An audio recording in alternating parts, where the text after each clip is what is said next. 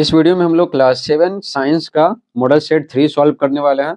Model set 1 और 2 का video पहले ही बना चुके हैं। अगर आप नहीं देखे हैं तो कमेंट बॉक्स में लिंक दिया हुआ है, वहां से जाकर आप देख सकते हैं। तो चलिए बिना समय गवाए वीडियो को स्टार्ट करते हैं। आप सबको ऑलरेडी पता होगा कि एग्जाम में मॉडल सेट से ही क्वेश्चन पूछे जाते हैं। अगर आप ये मॉडल सेट देख लेते हैं, मॉडल सेट का जितना वीडियो बनाया और आप वो देख लेते हैं तो एग्जाम में एक भी प्रश्न आपके नहीं छूटेंगे। तो चलिए बिना समय गवाए वीडियो को स्टार्ट करते हैं। तो पहला है रिक्त स्थानों की पूर्ति कीजिए। विद्युत धारा के उसमें प्रभाव पर आधारित सुरक्षा युक्ति को डैश कहते हैं। तो क्या कहते हैं? फ्यूज कहते हैं। यहाँ पे हटेगा नहीं तो यहाँ पे लिख देते हैं फ्यूज, अर्थात फॉर और यूज, फ्यूज।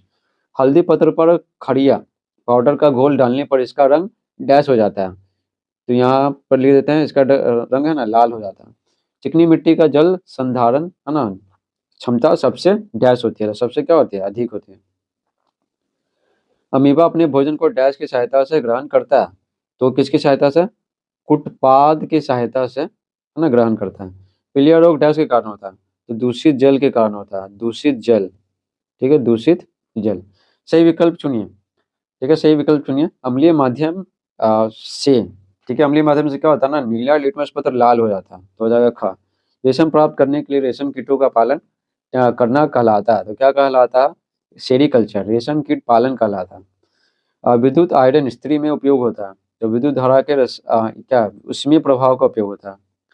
पौधों का रसोई घर है। तो पत्ती है।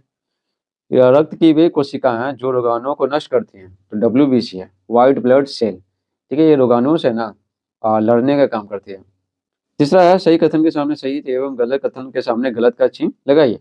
तो दोमट मिट्टी में ह्यूमस की मात्रा अधिक होती है, सही है। कचरा प्रबंधन हेतु प्रत्येक व्यक्ति को एक जागरूक नागरिक की भूमिका निभानी चाहिए, ये भी सही है। CFL में अपेक्षाकृत कम विद्युत ऊर्जा खर्च होती है, ये तो पिछले वीडियो में बता चुके हैं, ये भी सही है। कोकून को सही समय पर पानी में उबाला जाता है, सही है।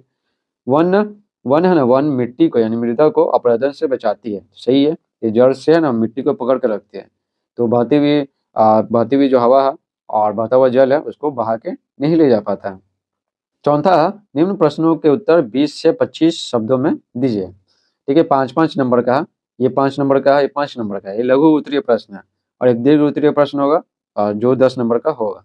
देखिए, ऊन प्रदान करने वाले जंतुओं के शरीर पर बालों की मोटी परत क्यों होती है? ठीक है, तो देखिए उत्तर लिखेंगे। जंतुओं के शरीर पर बालों की मोटी परत इन्हें ठंड से बचाती है।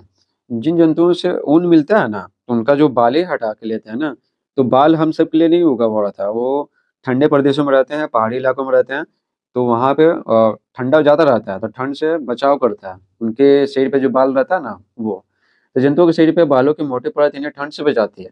बालों में वायु आसानी से भर जाती है। वायु उष्मा के कुचालक होते हैं और इन्हें ठंड से बचाते हैं। ठीक है, दूसरा सवाल है वाहित जल, यहाँ पर जल होगा। वाहित जल क्या है? उनमें कौन कौन सी अशुद्धियां होती हैं? आंसर लिखेंगे। वाहित जल घरों, स्कूलों, होटलों, अस्पतालों, उद्योगों और कार्यालय में उपयोग करने के बाद वाहित अपशिष्ट जल है। अपशिष्ट यानी बेकार का जल है।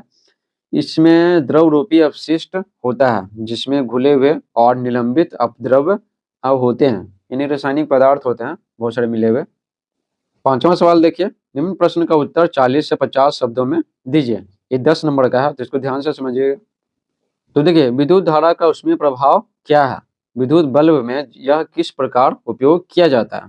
ठीक है, विद्युत धारा का उसमें प्रभाव क्या है? तो देखिए आंसर लिखेंगे। वह प्रभाव जिसके चलते विद्युत धारा ऊष्मा में परिवर्तित हो जाए, विद्युत धारा का उसमें प्रभाव कहलाता है। ठीक है, विद्युत धारा जब प्रवाहित होता है ना, तो वो उससे ऊष्मा उत्पन्न होता है और उसका उपयोग करते हैं, तो यही है विद्युत धारा का उसमें प्रभाव। जैसे होता है ना, जैसे आयरन, तो ये बिजली पास करता है, ठीक है, विद्युत धारा, तो वो क्या होता है? गर्म हो जाता है, उसी से आयरन करते हैं। तो वहाँ पर है ना बिजली का जो इस्त्री है, जिसको इस्त्री कहते हैं आयरन, तो उसमें विद्युत धारा का उसमें प्रभाव का इस्तेमाल होता है। अब विद्युत बल्ब के बारे में पूछ रहा था, तो लिखेंगे विद्युत बल्ब में धारा प्रवाहित करने पर फिलामेंट जल उठता है। ठीक है, यानी बहुत गर्म हो जाता है, जिससे ऊष्मा एवं प्रकाश निकलने लगता है। फिलामेंट टंगस्टन का होता है जिसका गलनांक अति उच्च होता है। तो ये बहुत ज़्यादा गर्म हो जाता है लेकिन पिघलता नहीं है, क्योंकि उसका गलनांक क्या होता है? बहुत ज़्यादा उच्च होता है, बहुत ज़्यादा होता है। ठीक है, इस प्रकार से मॉडल सेट 3 समाप्त होता है। मॉडल सेट 4 का वीडियो देखने के लिए कमेंट बॉक्स में लिंक दिया हुआ है, वहाँ से जाके आप देख सकते हैं। Thanks for watching.